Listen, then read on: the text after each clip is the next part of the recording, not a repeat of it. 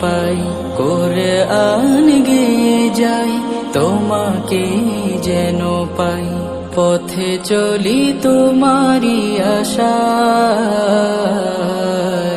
এত ভালোবাসো কেন মালিক আমায়, এত ভালোবাসো কেন মালিক আমায়।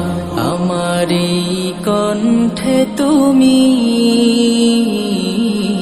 তোমারই বাণী তুলেছ, বুকের দেরাজে তুমি কোরআনের স্থান দিয়েছ। এত ভালোবাসো কেন মালিক আমায়, কি করে শুকুর তার করি আদায়।